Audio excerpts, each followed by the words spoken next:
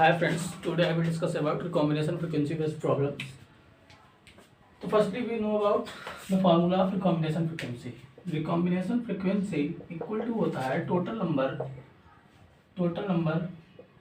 of recombinant upon total number of individual into 100। ठीक है, तो एक हम हाइपोथेटिकल एग्जांपल ले रहे हैं यहाँ पे।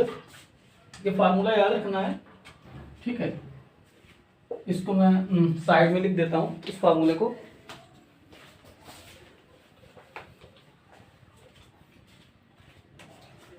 RF is equal to total number of recombinant upon total number of individual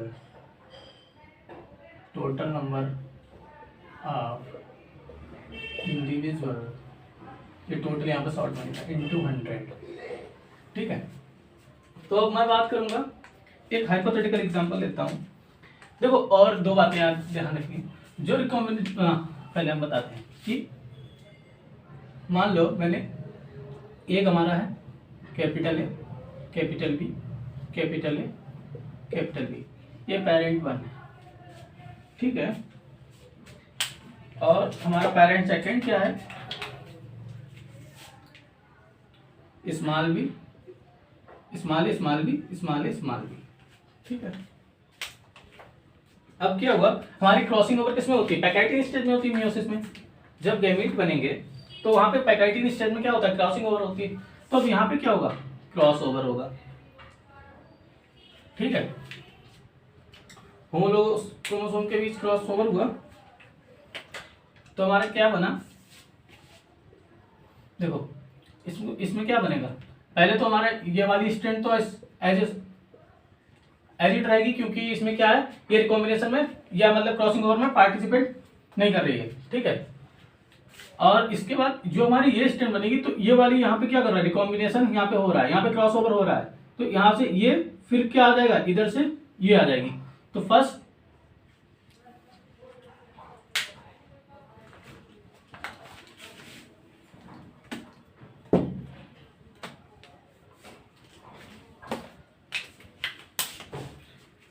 फिर ब्लैक, तो हमारा रेड वाला तो कैपिटल ए है और ये हमारा क्या है? Small B. ठीक है, अब सेकेंड कंडीशन में ये वाला देखो रिकॉम्बिनेशन में रिकॉम्बिनेंट बनेगा, तो इसमें स्मॉल ए, फर्स्टली स्मॉल ए और फिर उसके बाद कैपिटल बी। ठीक है, तो स्मॉल ए और कैपिटल बी। ठीक है, और ये हमारा क्या बनेगा? स्मॉल ए, स्मॉल, क्योंकि ये रिकॉम्बिनेशन, ये मतलब क्रॉसिंग ओवर में पार्टिसिपेट नहीं कर रही है। ठीक है, तो हमारे क्या बने? दो यहाँ पे हमारे रिकॉम्बिनेंट टाइप बने और दो पेरेंटल टाइप बने। ठीक है, ये कंडीशन होती है कि पेरेंटल टाइप, अगर हमें जैसे मान लो कोई क्वेश्चन दे रखा है, उसमें हम कैसे पहचानेंगे कि वो रिकॉम्बिनेंट है या पेरेंटल टाइप है? तो जो रिकॉम्बिनेंट होते हैं वो लेस नंबर में होते हैं और जो पेरेंटल टाइप होते हैं वो हाई नंबर में होते हैं, उनका नंबर हाई होता है। ठीक है, अब मैं एक एग्जांपल लेता हूं कि इसी को कंटिन्यू कर लेता हूं। क्वेश्चन को इस प्रकार इसको लिख लेता हूं कि दो पेरेंट्स हैं जिनके बीच क्रॉस ओवर हुआ और जिसमें पेरेंटल टाइप हमारा कैपिटल ए, कैपिटल बी का अमाउंट है, मान लिया 500। ठीक है, स्मॉल ए, स्मॉल बी का हमारा अमाउंट कितना है? 300। ठीक है, और उसका कितना है? Capital A, small B 100 and small A, capital B का 100। ठीक है, तो हमारे टोटल नंबर ऑफ इंडिविजुअल कितने हो जाएंगे? 1000।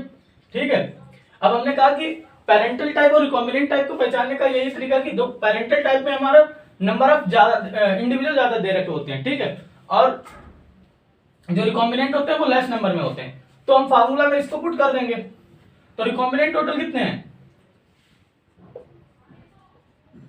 क्रॉस ओवर टाइप और रिकॉम्बिनेंट टाइप, ठीक है। तो इसको 200 100 100 200 total number of individual 1000 into 100, ये कितना आ जाएगा 20। तो रिकॉम्बिनेशन फ्रीक्वेंसी कितनी आएगी 20, ठीक है। लेकिन ज्यादा से ज्यादा रिकॉम्बिनेशन फ्रीक्वेंसी कितनी हो सकती है 50%, 50% ज्यादा ज्यादा रिकॉम्बिनेशन फ्रीक्वेंसी हो सकती है, ठीक है। अब जैसे हम पढ़ते हैं linked gene unlinked gene, linked gene recombination frequency के बारे में भी ये क्वेश्चन और डिस्कस करूंगा जो एग्जाम में आया हुआ है। मैंने अभी हाइपोथेटिकल बताया और इससे हमने क्या बताया कि मैंने एक पेरेंट एरिया एक पेरेंट एरिया इसके बीच क्या हुआ क्रॉस ओवर हुआ, यहाँ पे इन दो स्ट्रेंथ के बीच क्रॉस ओवर हुआ क्योंकि ये पार्टिसिपेट नहीं करेंगी, ठीक है, ये क्रॉस ओवर में पार्टिसिपेट करेगी। तो यहाँ पे ये हमारे रिकॉम्बिनेंट टाइप बने और ये हमारे पेरेंटल टाइप बने। जैसे यहाँ पे ये इसका 500 वैल्यू है, ठीक है, इसकी 100 और 100 है और इसकी कितनी है 300।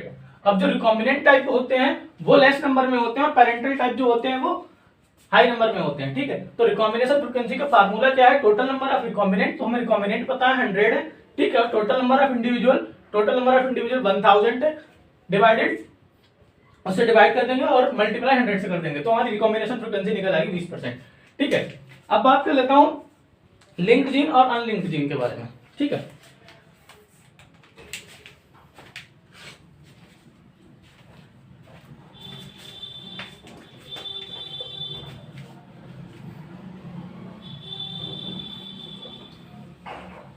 देखो क्या होता है, जो लिंक्ड जीन होते हैं, लिंक्ड जीन जो होते हैं वो सेम क्रोमोसोम पर प्रेजेंट होते हैं। और जो लिंक्ड जीन होते हैं, जैसे मान लो ये हमारा क्रोमोसोम है, ठीक है, ठीक है। अब मान लो कि एक ए और बी यहां पे प्रेजेंट है और एक सी यहां पे प्रेजेंट है।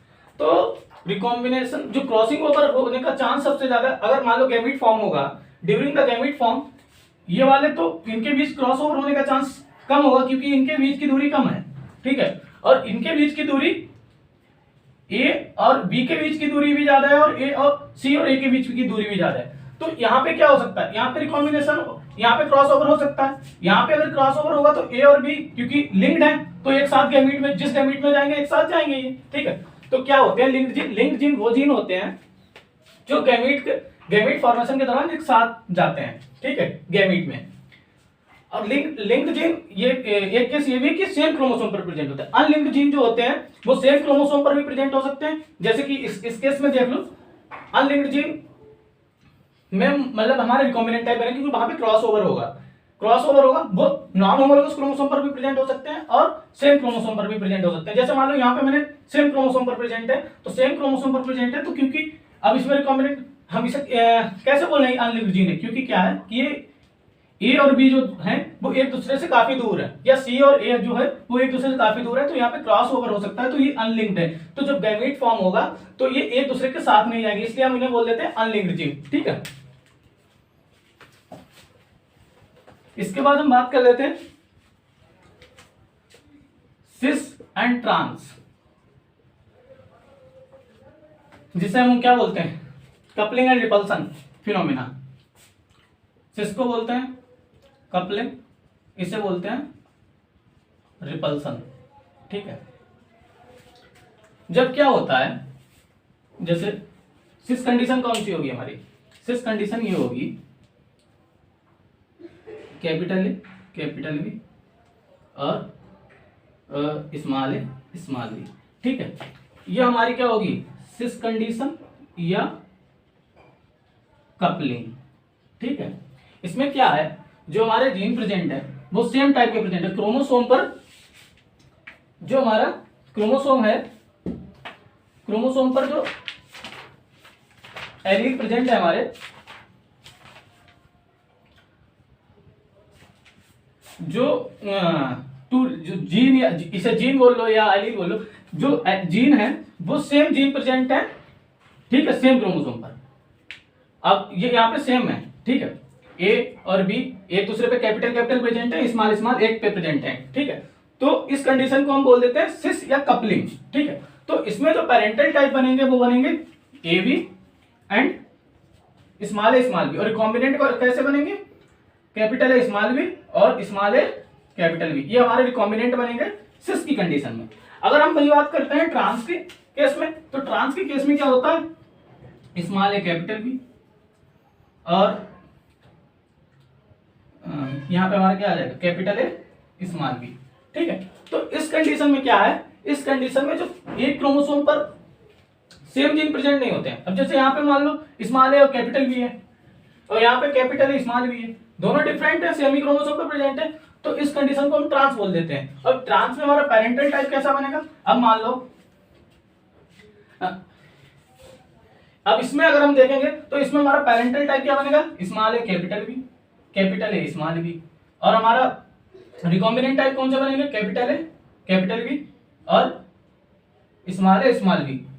ट्रांस के केस में ये हमारा ट्रांस का केस है, ठीक है, ट्रांस, ठीक है, तो इसके केस में हमारा क्या है, ये बनेगा हमारा रिकॉम्बिनेंट टाइप और ये बनेगा पेरेंटल टाइप। ठीक है, तो ये होता है सिस एंड कपलिंग या cis coupling and trans and repulsion. ठीक है, ट्रांस को हम रिपल्सन भी बोलते हैं, सिस को कपलिंग बोलते हैं। तो इस प्रकार से हम ये देखते हैं। तो रिकॉम्बिनेशन फ्रीक्वेंसी के बेस पे एक क्वेश्चन सॉल्व करेंगे जो एग्जाम में आया हुआ है। एक क्वेश्चन है, ये रिकॉम्बिनेशन फ्रीक्वेंसी के बेस पे है, तो इसको हम सॉल्व करेंगे। क्वेश्चन क्या है, if a chiasma form between the loci of gene A and B in 20%। ठीक है, जो हमारा चियाज्मा फॉर्म हुआ है और loci of the gene A and B 20% of the tetrad of an individual of genotype, और जीनोटाइप हमारा क्या दे रखा है, individual, capital A capital B small A small B. ठीक है, the percentage of gametes expected to the, इसके हमें परसेंटेज पूछी है, तो हम इसका एक क्रॉस ओवर बना लेते हैं, जैसे अभी मैंने एग्जांपल के तौर पे जो समझाया उसी हिसाब से है। ठीक है, अब जो यहाँ पे जो 20% चियाज्मा फॉर्म दे रखा है, तो इसका मतलब ये क्या दे रखा है, क्रॉसिंग ओवर रिकॉम्बिनेशन फ्रीक्वेंसी दे रखी है। ठीक है, ये मुझको क्या देगी, चियाज्मा हमारा कहाँ पे, जहां पे क्रॉसिंग ओवर होती है उसी समय चियाज्मा फॉर्म होता है ना, तो जो हमारी ये 20% दे रखी है, हमको क्या दे रखा है, रिकॉम्बिनेशन फ्रीक्वेंसी दे रखी है। ठीक है, तो हमको आरएफ हमारा क्या कितना दे रखा है, 20% दे रखा है। अब हमें देखना है कि ये हमारा क्या है, कैपिटल है, इंडिविजुअल क्या दे रखा है, कैपिटल है कैपिटल बी कैपिटल है कैपिटल बी स्मॉल है स्मॉल बी स्मॉल है स्मॉल बी। ठीक है, ये दे रखा है। अब इसके बीच जब क्रॉस ओवर होगा, ठीक है, क्रॉस ओवर होगा तो हमारा क्या गैमीट बनेगा, कैपिटल ए कैपिटल बी